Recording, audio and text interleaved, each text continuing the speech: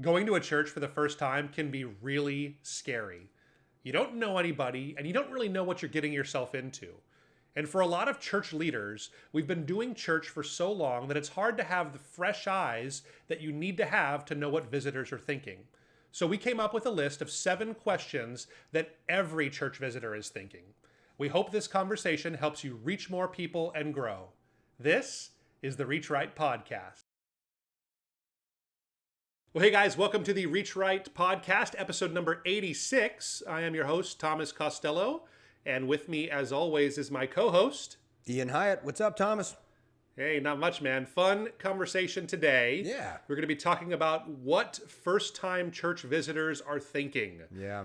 Get to the bottom of that age-old question. I think what happens in churches a lot is that we go week in and week out, especially as leaders of churches, that we kind of are so used to it. We've been doing it for 5, 6, 25, 30 years. Yeah. Been walking in those same doors every single Sunday, that we don't have those fresh eyes to be able to really remember what it feels like and what it's like to be a visitor at a church. Yeah. And so today we really did some brainstorming, and we think about this kind of stuff a lot in our role, because this is our goal, is we try to bring fresh eyes to churches all the time with the way they're doing outreach. And so we wanted to give you some fresh perspective on when people come to your church physically. This is what this episode will be about.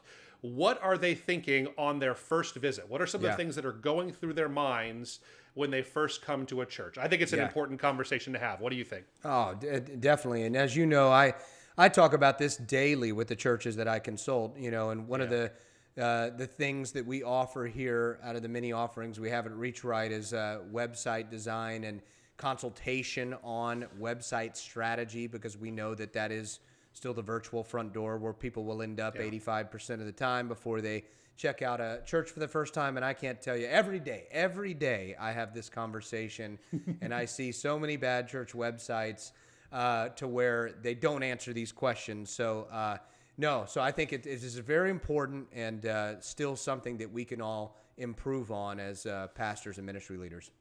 Yeah, absolutely. So it is, we see it all the time on the web.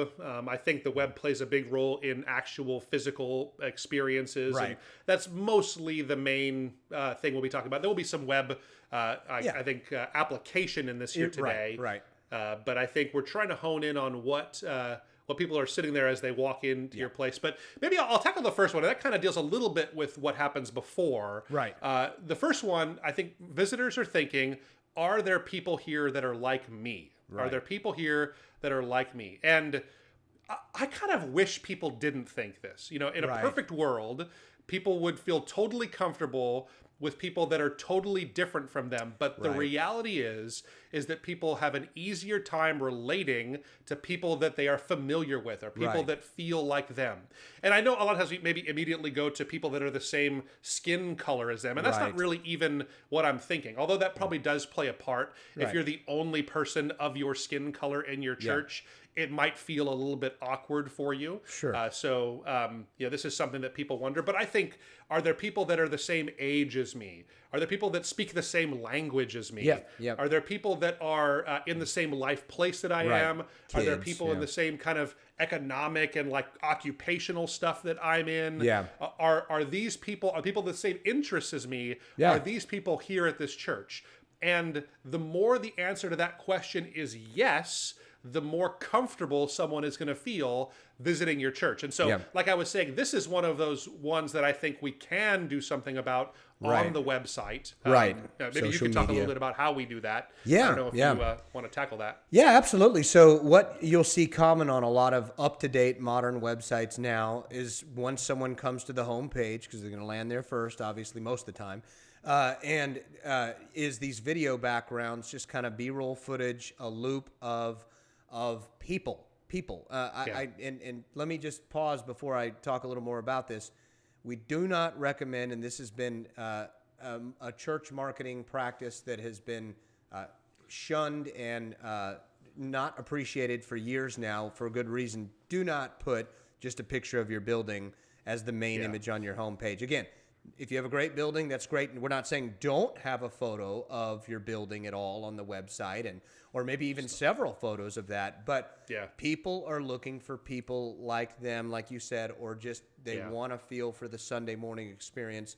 So good photography of candid images of people kind of living out the values of your church. You know, this could be a hug in the foyer, kids having a good time in children's church, shot of a baptism, you know, people seeing what's happening there. But particularly on a homepage, you know, that opening image should either be a real actual photo of something that kind of sums up who you are and that's people oriented, or one of these little video backgrounds that shows people like them at your church. So we see that always being a really helpful strategy to take online. Yeah, I'll say this here too. So I'm from Hawaii. It's where I'm coming from here. I was born and raised here. I've done ministry on the mainland, but I live here again now in Hawaii. And there's no such thing as a non-diverse church in Hawaii. That wasn't a reality that I ever experienced or had seen in my life. Right. That every single church here is mixed. Now, I know that there are places in other parts of the country where a diverse church is a very rare occurrence, right? Like, so it's where maybe they're almost all older or predominantly white or predominantly black or all Asian or whatever it would be. I know that's more common in other places. So I don't have that experience here in the world that I live in, which I think is a huge blessing. Yeah. But I think a lot of churches wrestle with this question of, so what do we do if we want to communicate that everybody is welcome at our church? We want everybody to be there. We want to be more diverse, but only white people go to our church right now. Or only black people go to our church, or only old people go to our church, or whatever it would be. There's any kind of person you want to put out there. Yeah. I think the website and social media, they lend themselves to a lot of opportunity here. So but we can't lie, right?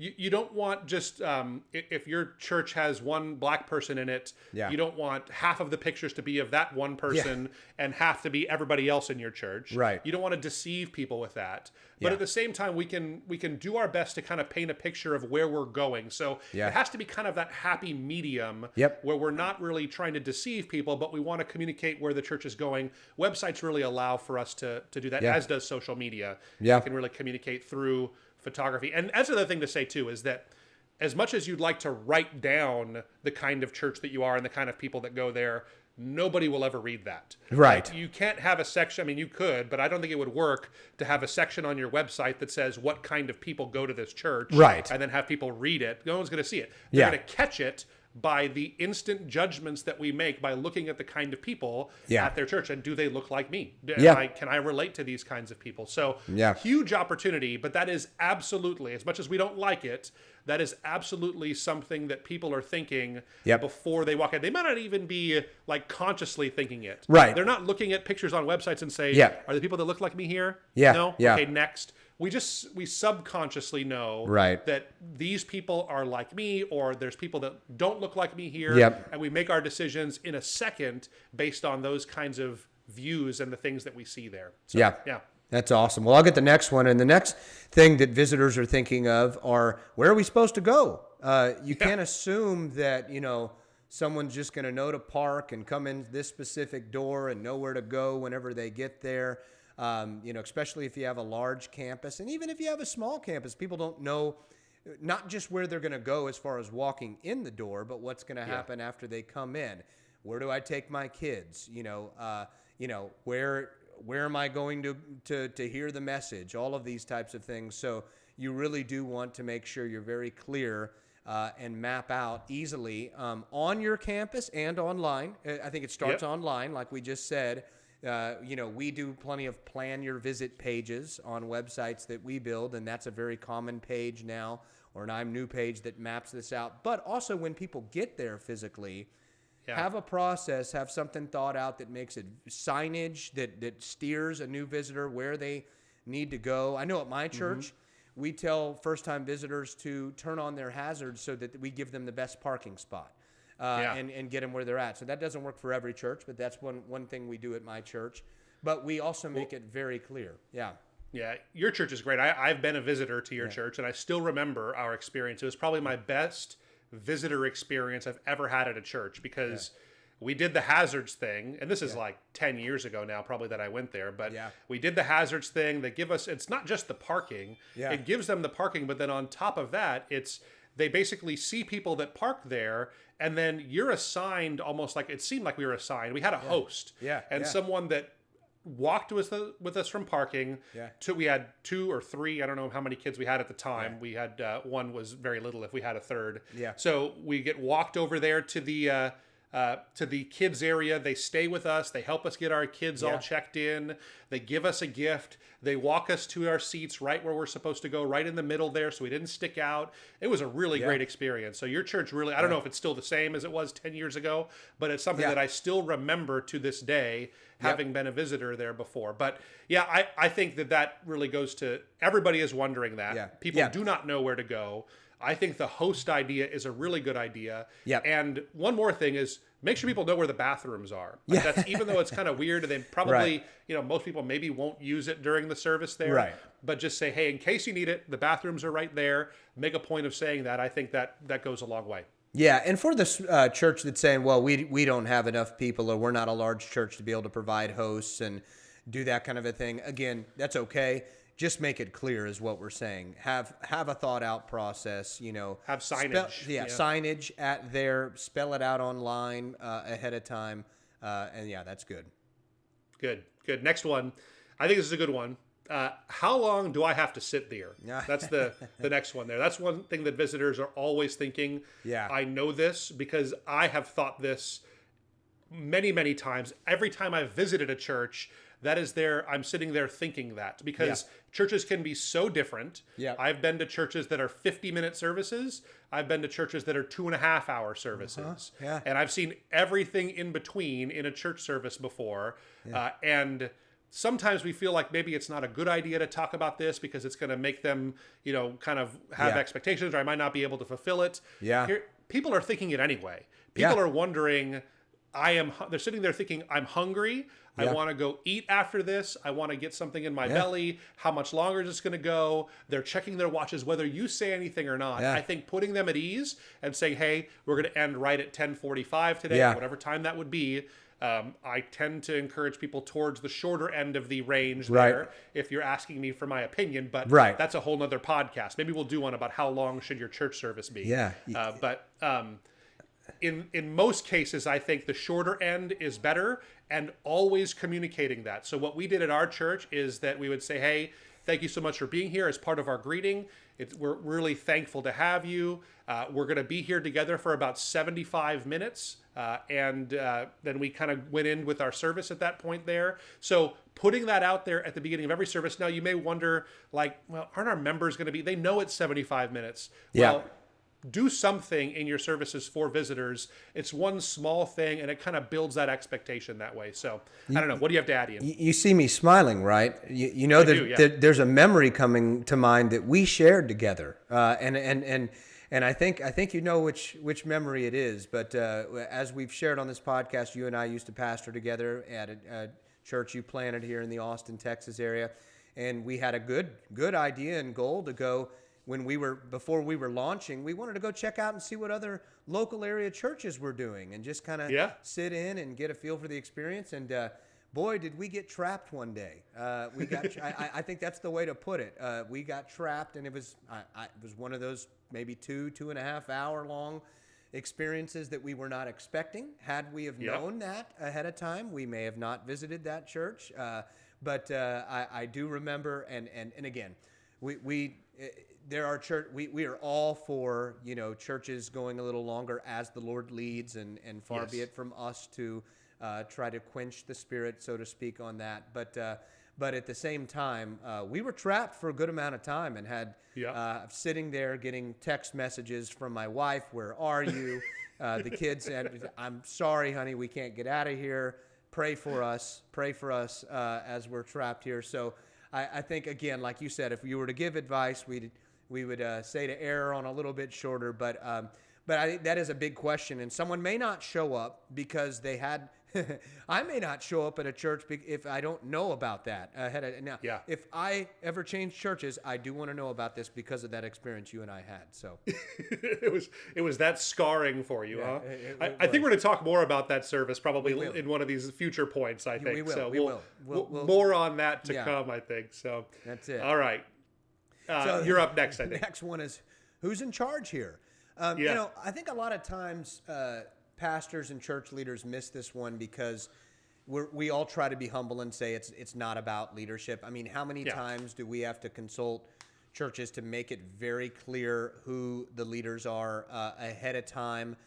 You know, on their websites, on whatever you're communicating online, and people do, and also when they physically get there, you want to make sure if there is, you know, part of the assimilation process, a certain pastor that they need to connect with for next steps, that they know who that is, that they know who the leaders are. People do want to know and get a feel for leadership ahead of time, and know who's in charge. Who are the point persons if they do have more questions about the church or want to know more. Who do they talk to? You know, if that's not clearly identified physically at the church, they're kind of not going to know where to go. Yeah. I totally agree with you, Ian, on this. I think that I'm the furthest thing from a kind of a trying to foster a pastor worshiping culture that exists. So I don't think I've ever referred to myself as Pastor Thomas before. And people do they did all the time, and I would never correct somebody, but I would say, you know, just call me Thomas. It's okay, and I would minimize that. So I'm very far from that in my actual ministry style, and I encourage churches to move away from that pastor worship kind of environment that some maybe I get it. You want to honor our pastors and those things, and but I encourage churches to move away from it. But that being said, I think that there is a great value in the role of the pastor, and we have known for years that one of the primary reasons why people choose a church is because they feel some kind of a connection with the pastor or pastors of the church, right? So usually that's going to be the lead pastor who's doing most of the preaching, but it could also be worship leaders or youth pastors or children's ministers, whatever it be. But building connections with them, that is one of your key goals with a visitor. And they actually want that too. They want to know who's going to be speaking, who is this person. It makes them feel uncomfortable maybe if they don't know who that Who's is. the children's pastor or youth pastor that my kid's going to be under? So they're probably wondering that already anyway. So I think making a point of every time someone gets on the stage, introducing themselves and saying, hey, my name is Thomas. I'm one of the pastors here at this church, or my name is Ed, and I'm the youth pastor, whatever it would be. But introducing yourself that way. Now, 95% of your church, everybody who's not a visitor, they already know this. It's not like it's new information, and you may feel like that's too repetitive, but I assure you that it creates a culture where people will start to understand that what we say here is for people that are not yet a part of our church. We are doing something that is very visitor-minded. That's not to say we're a seeker kind of a church. We're not encouraging that. I just think understanding that new people are coming in all the time and catering your service a little bit towards that understanding will create a culture where people are more likely to invite their friends and have more people come and visit your church that way. So I think answering that question of who is in charge is something a visitor is wondering. It's something that's really important to do. That's good. I think that's a good segue to the next one that you're tackling here, I think. Next one is, what am I supposed to do next? Now that I'm sitting here in my chair, or I'm here at the service, what am I supposed to do next? One of the worst things we can do is that if we just expect that everybody already knows all of our kind of our order of service and how we do things. I think of my time when I was a kid and I went to Catholic school for a while, and part of Catholic school was Catholic Mass, but I had no Catholic experience. So I would just kind of sit around and watch my friends, and then all of a sudden they would just get down on their knees and they'd be on the kneelers and then they'd be back up, and nobody said anything. They just knew that they'd say, and also with you. And I didn't know I was supposed to do the call and response when he said, the Lord be with you, and you say that back. And so it's something that every church has their things that they always do. And after 50 services, someone's going to know that we always clap our hands during this particular song or whatever it would be. But your visitors don't know that. Right. And so anything we can do to talk to them about what's next. So I think we're notorious on this with communion. Yeah. If you're a church that, I think most churches that we serve will do communion. The frequency, it changes from church to church. Some do it weekly, some do it once a year, and anything in between, I would say. Yeah. But every church does communion in a different way. Right. And chances are people have a different communion experience than what your church does. So my wife, she famously, she was on a missions trip, and they did a thing where that you take your bread and you dunk it into the grape juice and then you eat it. Yeah. But she had recently been to a few churches where they do one shared communion cup that you pick up and you drink from the cup and then you take your bread. You do both of those. Yeah. And so she, not knowing, she picked up the dunking bowl and drank out of the dunking bowl in communion because nobody explained how you're supposed to take communion at this church. They just kind of assume that everybody at our church already knows that. So that's a funny example. Pray that doesn't happen at your church. But there are dozens of things that happen every single service that probably could use a little bit of explanation. So when to sit, when to stand, when the offering is going to happen, how we do communion, what you do after service, when to... if you do a turn and greet kind of thing, which we might talk about later, but those kinds of things all need to be explained, and we need to take our time to do that for visitors. Yeah, and you kind of touched on the last thing I was just going to mention is you also want to make it very clear what they do next after the message is done and they're about to leave, especially if you're focused on assimilation. Make it very clear to a new visitor that, hey, don't just hope that they stop by the guest welcome center on the way out. Or someone flags them down. Let them know, hey, we want to. I know at our church we say, hey, if you're new, we want to put a gift in your hand. We got more information on next steps, in our process and blah blah blah. So I think you just want to make sure you spell that clearly out too, and that's a good way to close the back door, which is something every church wants to do is close that back door for visitors. So make sure you're making it very clear to them what they do next in the assimilation process. So that's good. Yeah, good. Next one I'm very excited about, and that is, will they single me out? Because like you said, I think we saved a couple of, I have a couple of stories with this, but this is a good one. I think here is that people do wonder, because a lot of churches have done this, will I be singled out as a new visitor? And I think a lot of churches mean well that do they definitely do. They mean well. I think all of them mean well, but it is something that is very awkward, to most people if they're new.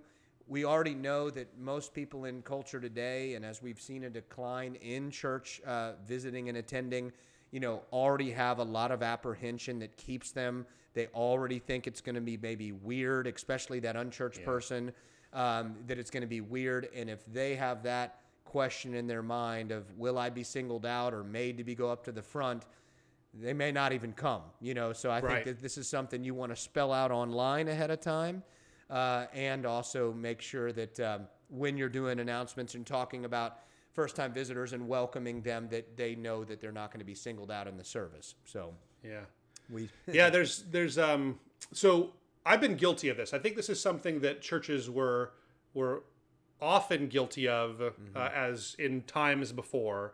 So again, I'm in Hawaii. I grew up here, and I remember my church, and I get the heart behind this. But as is customary in our culture, what you do when you want to honor somebody in Hawaii is you give them a lei. And so what that did is it was meant as a sign of honor. We're giving them a fresh flower lei, and it's something beautiful. They get to wear it, but they also stick out like a sore thumb because who's the new guy here? Oh, it's the guy that's wearing that big flower lei. It's kind of pointing all the fingers right at him. I went to another church, and I actually did this for a while at my church. When visitors came for the first time, we asked them to slip their hand up, and we'd give them a big chocolate bar, and we tried to do something really kind and generous for them. But I was corrected lovingly by my staff for some of those blind eyes that I might have had that I was talking about before. That that might be something that maybe would make a lot of people feel uncomfortable. Yeah. So we moved away from that and let people voluntarily identify themselves as visitors. And we still gave them gifts, but they went after service or before service ahead of time. We'd try to get gifts in their hands that way. But I think that this is something that many churches are guilty of, especially if you've been doing the same thing for 20 years. Chances are what we did 20 years ago is probably something that singled out visitors a little bit too much. So we got singled out once, right? We did, and I want to talk about one example before that example. I've been to churches where they lock the doors after you go into the... we heard, my wife and I went, before we had kids, a little younger, and we heard all the doors lock behind us. And then not only that, and this is probably not a small church, not a huge church, about a 300-member church or so, but so a good chunk of people in the crowd. And at the very end of the service, and my buddy was so excited. He was like, he was new at this church, and we were new to faith and everything. And he was just, we love this. You're going to love this church. You're going to love this church. And so, good message, good worship. People were definitely engaged. Very end, the pastor points at us and says to come up to the front. And so all the way to the front, 300 people looking at me. I'm like, oh my gosh, and gives me a huge hug. Again, meant well, wanted to show love. But I was never so embarrassed, and it never had that kind of awkward moment ever that I had. And did I come back to that church? I didn't. So that was my memory and impression there. But yes, we do have another example where you and I were singled out. Yeah. Do you want to tackle that one, or do you want me? Yeah, I can just say we were. I would guess incorrectly prophesied over in our first church service there, and you and I are big fans of. We believe in prophecy. I would. Scripture teaches it's the one gift we should be praying for the most. And so I'm 100% pro prophecy. Right. I'm just 100% anti false prophecy on things there. So it's, we went to that service there, and it was multiple hours. And I remember being pointed out and prophesied over us.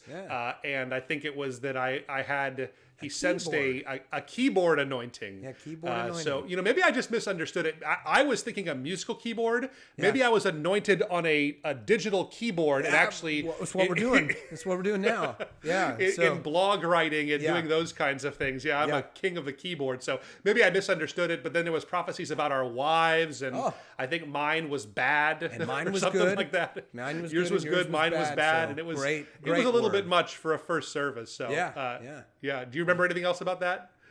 There was a lot I remember about that, but I think that covered. I think I was David and you were my servant, even though you were the senior pastor and I was the associate pastor. I think that was pretty remember funny. That, yeah. So there was a lot that we learned in that experience. So, but great. A lot of fodder for podcast episodes. It was great. Yeah, we should do it more often, buddy. We should. Yeah, but we can go on and on. But why don't you lead us home? I think you have the next one here. So. Yeah, the last one we'll wrap up with this is they're wondering if they have to give.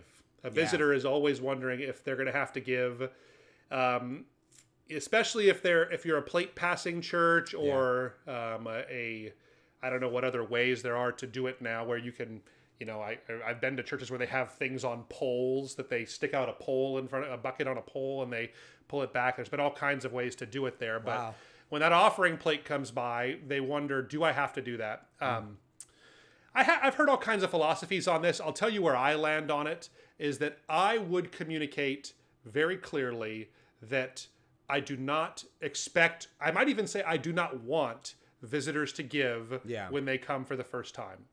So that was the habit that I was in there for, that I kind of took on as a pastor. I would finish my message, and that's when we did our offering time. We'd say, hey, we also do offerings as we take communion here at our church. If you're here for the first time, don't put anything in there. There's not any kind of expectation for that. We don't want you to do that. We want this to be a free gift, and it's not because of your money that we want you to be here. So I think answering that question is really important, because there is this innate guilt that comes over people when that bucket passes by or when they go to that offering box and everybody else is maybe putting something in.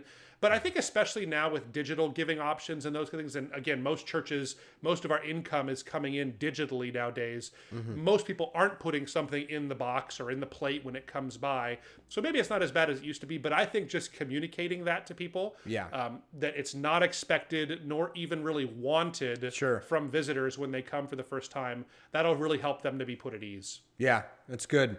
No, I think I don't have much to add. It just reminded me of another memory that I'll maybe will finish with and maybe provide a laugh. But whenever I was new and being made a decision to follow Jesus, I was getting baptized. It was a special day. My family showed up, and my grandfather came and we were, because I was getting baptized, we were at the very front of the church, sitting there, and the offering plate was passed, and I remember just seeing this cold look come over my grandfather, and he was not a church goer. He was Catholic when he was young, but kept far away from churches. But long story short, the offering plate was passed by, and I could see this just really smoldering, angry kind of look come over his face. He proceeds to open up his wallet, and he's got a whole wad of cash in there, and he's sifting through that. And he must have taken about maybe almost 3 minutes. And while that plate, and here we are, the ushers over here are waiting for the plate to get back to them. And he, after all that wad of cash and spending that amount of time, he pulls out $1 and puts it in the plate. My goodness. Yeah. So to just kind of spite the church, and I will never forget. This has been a good podcast. It's brought out a lot of memories. So hopefully we provided some humor to our too. So I feel like I've heard all of your stories before. That's a new one to me, though, Ian. I love that one about your grandpa. I'm surprised I hadn't told you that one. Yeah. The $1 spite gift that went into the offering. That's what it was. There. So. Yeah. Yeah, I mean, I suppose there could maybe someone's going to comment in there that, we think visitors, we don't say this because one time a visitor gave us a $50,000 donation or something like that. I guess that's all possible. And if that did happen to you, do let us know in the comments down below. We'd love to hear those kinds of stories about how we're wrong on this. Yeah. But I think all things being equal, you're probably better off to make it known that you don't expect nor even desire visitors to give on their first visit there to the church there. So I think that's really something that you can take home with you there. Yeah. So I think we'll leave it at that for today. Hopefully this has been helpful in helping you think through with some fresh eyes some of those things that visitors might be thinking when they're there at your church. If it has been helpful to you, it would mean the world to us if you would rate, review, subscribe, drop a comment down below us here. We want to thank you guys so much for being a part of our Reach Right family each and every week. We hope to see you next week, and God bless.